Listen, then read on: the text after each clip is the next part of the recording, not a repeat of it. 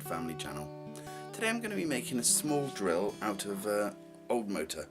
I need to make a little hobby drill to be able to do a few upcoming projects.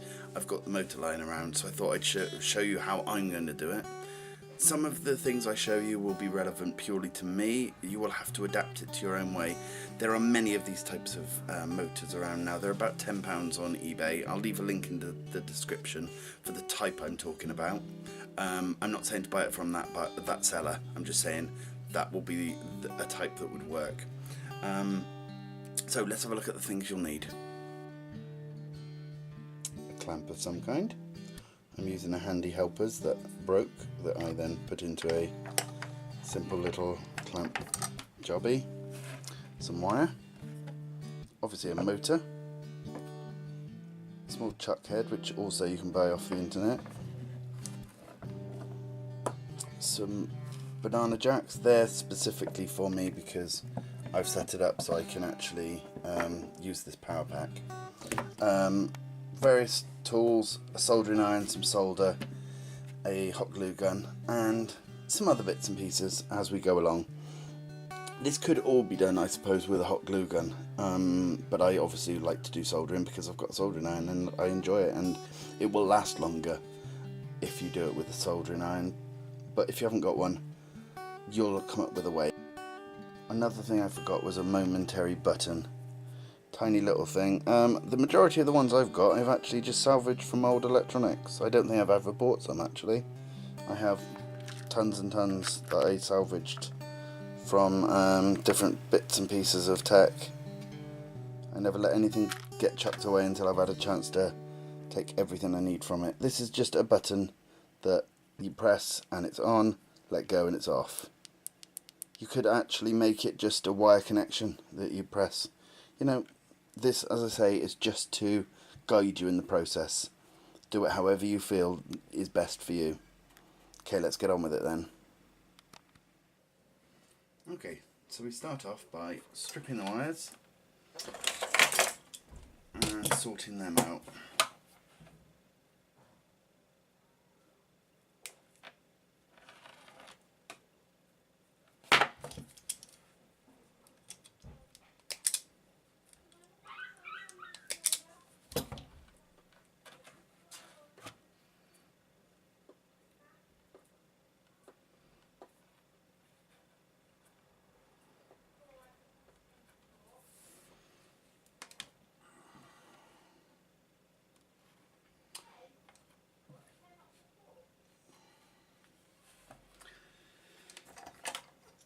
Now you'll want to tin the ends of your wire, so the easiest way I do it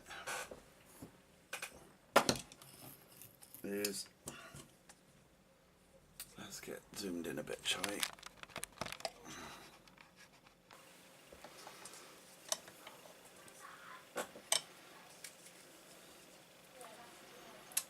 Heat the wire.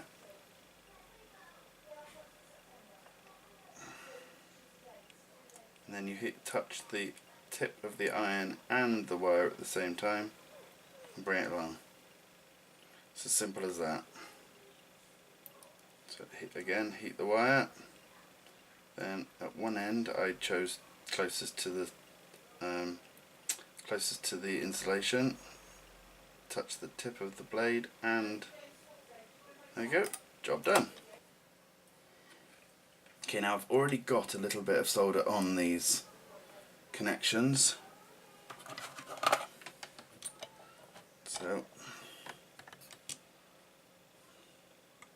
heat the connection and the piece of wire at the same time.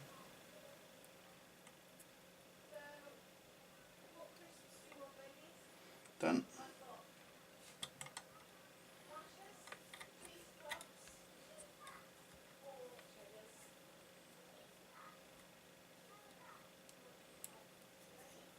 It's always a bit fiddly, but it's worth getting it right.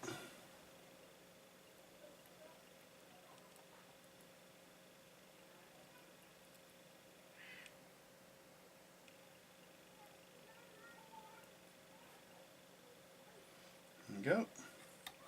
I'm going to add some more solder, and this is where it often pings off, but try hardest. One. Turn it back towards you.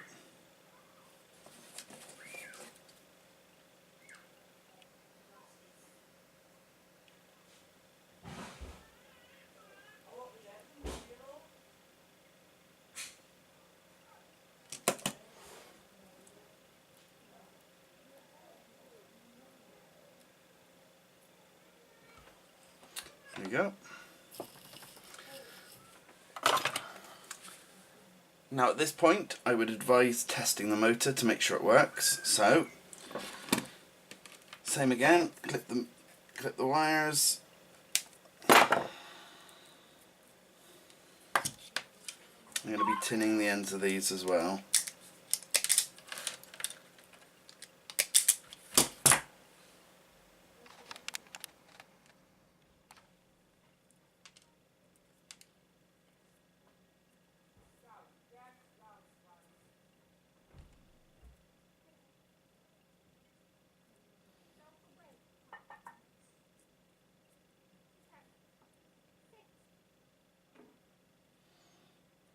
Okay, and again into our clamp.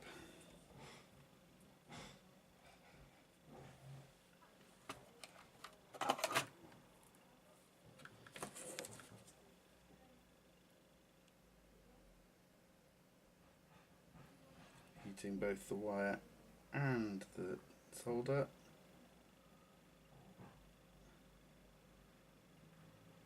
Done. I was always quite worried about learning to solder. I'd always wanted to, but I was always very nervous that I wasn't going to be able to. I wasn't going to be any good. It's one of the most simple things in the whole world. It's just incredibly easy to do.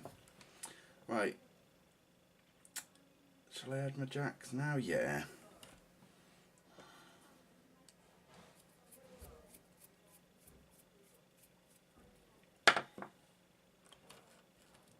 This goes up there. The reason I've made these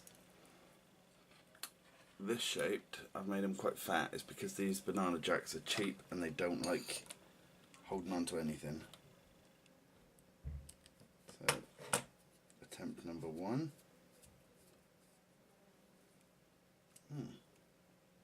It worked. Well done me. Happy days.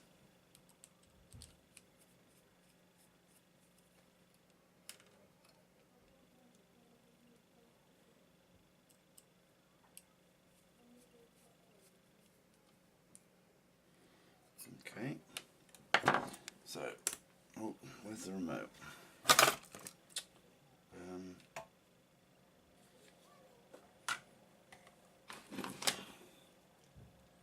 I can't remember which one it is again. Let's wire it up that way and...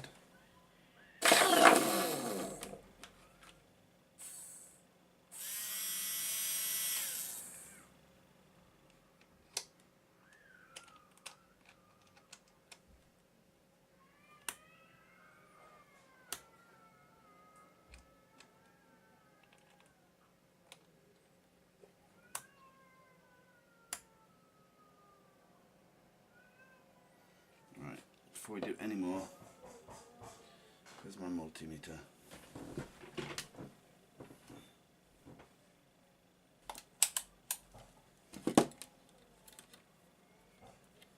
I will one day get round to labelling these. It's 12. And that's 5. Right.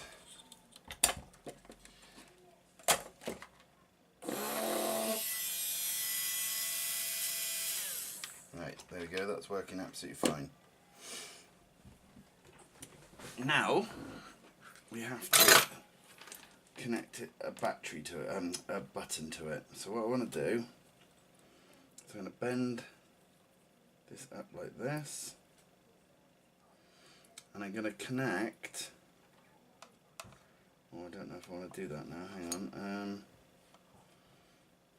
I want to be able to hold it comfortably to use it. Maybe the button here, This is now a preference thing, just find out where you'd like the button and then just sort of go with it.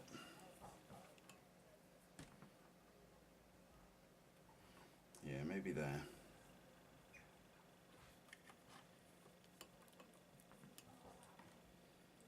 If I just have that going around.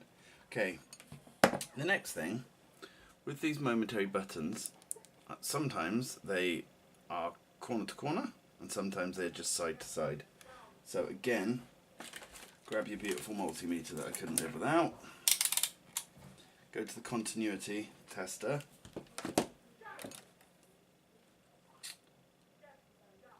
on one side and the other. Oh, that's already on. So yeah, so corner to corner. Okay. So we only need one of each corner, so take this bit off.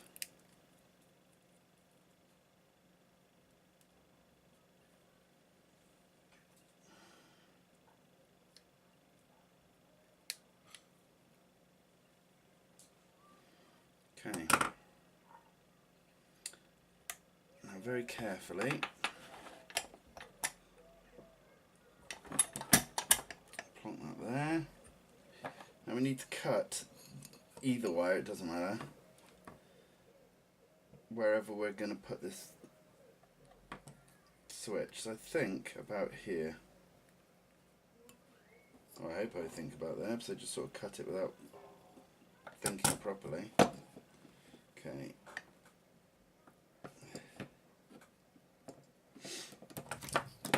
Now we only want to take a tiny bit off each end. We don't need much. A little bit more than that.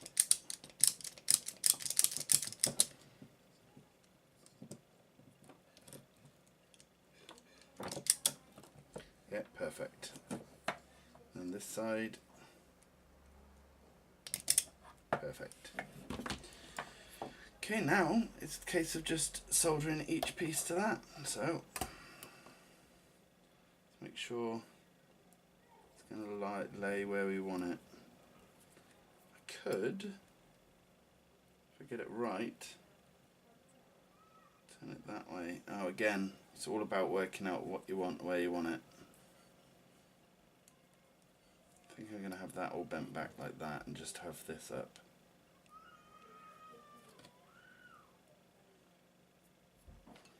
Okay.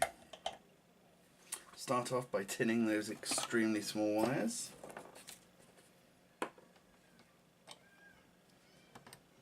Go careful not to burn the rubber now. There you go, one.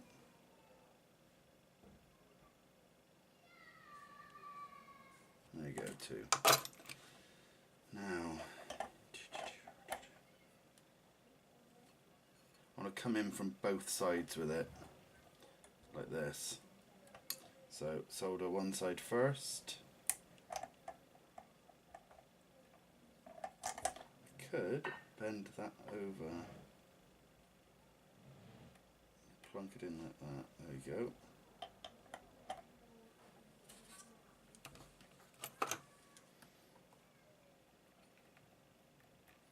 These momentary switches do not like a lot of heat. They easily melt, so just go very careful. And quite quickly. Not super quickly though.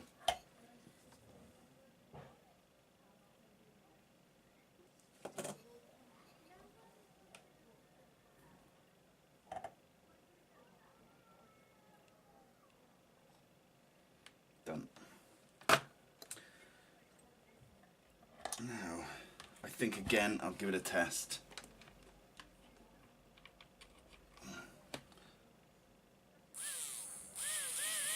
Perfect.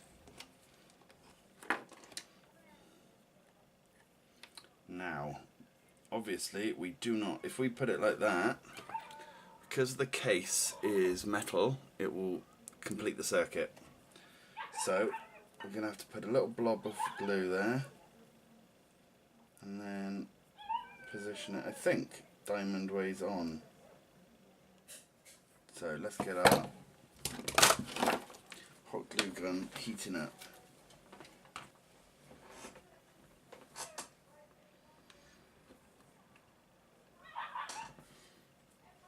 Okay, while I'm waiting for that to heat up, I'm just going to clear up some of this wiring.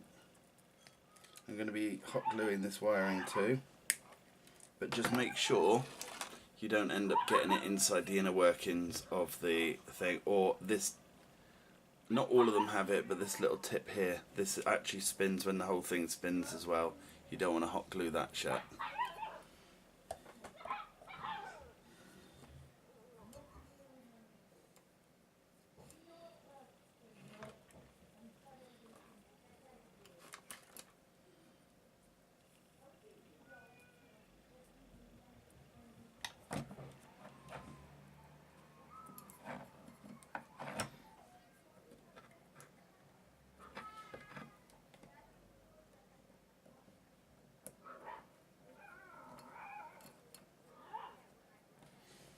One thing I forgot was we'll also need some zip ties. Okay, hot enough yet? Not quite.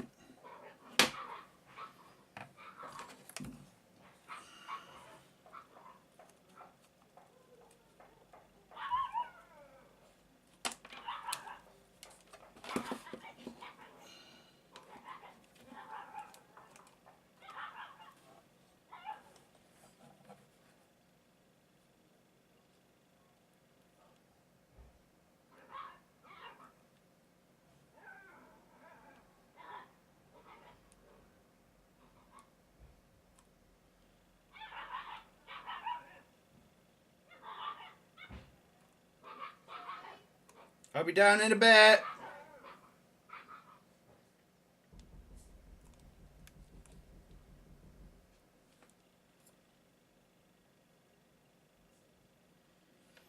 Now I'm just happen to be getting this absolutely everywhere. But a couple of weeks ago I would have argued with anyone who was doing this. Oh, why are you doing that? Heat shrink tube it, or, you know, cover it in another way.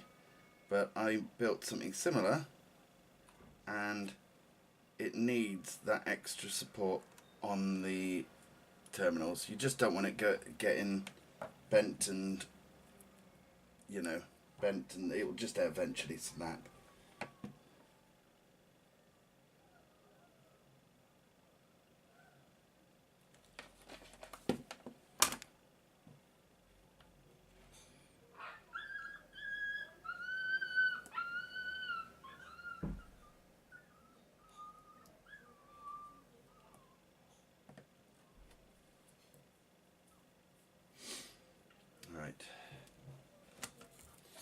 I can always come around with a knife in a bit and sort out all this hot glue, make it look a bit nicer. Again though, I would like to test it, because if I haven't covered those terminals properly and they are touching this, I will just short it out, or it will just keep going indefinitely. That's more likely what will happen. So far so good. Perfect. Right. Now if we bend this in a nice fashion, let's get zip tie ready. Have we got any in the middle sized? No. Okay.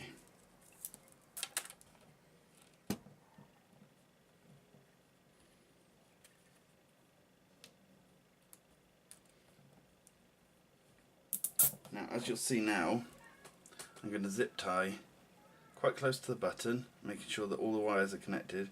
So if the button does, the hot glue does fail for some reason, which it might because of there's a lot of vibrations and so on, this will just hold it in place and hold the other wires in place too. So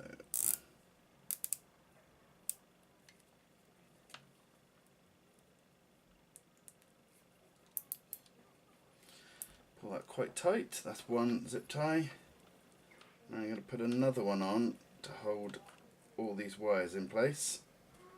Get them all comfy and beautiful. Why did I say comfy? I mean, it will get them all looking nice.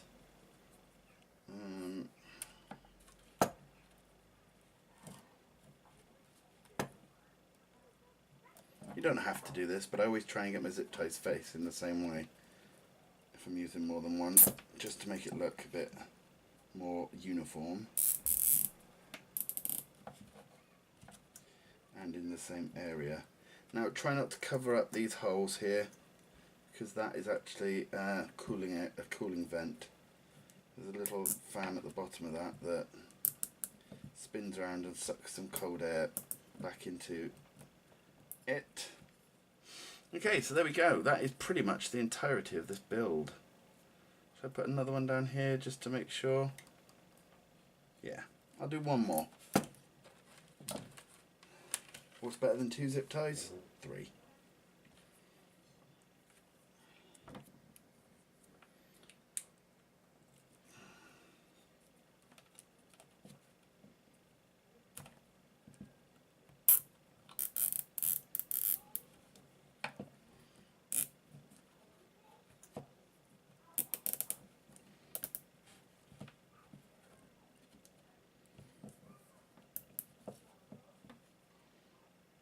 Okay, there it is. That's pretty much it done. Let's move that over a tiny bit, make it look a bit neater. Try not to have all the wires bunched over each other, because obviously that will cause resistance and heat and so on and so on. Now with a sharp pair of wire snippers or scissors, you can cut all the way along and there is nothing sticking over the edge. Otherwise you'll be holding on to it and it won't be very comfortable, because these things can be pretty sharp when they're cut. Let's have a look, let's have a little feel. Yeah, I like that. Okay, the last thing is put on your chuck. Is it a chuck? Yeah, it must be. I can't remember now.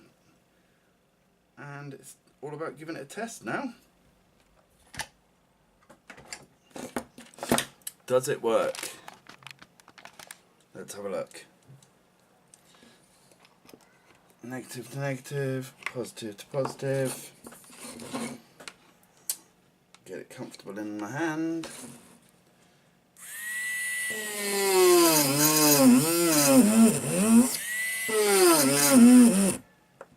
Oh.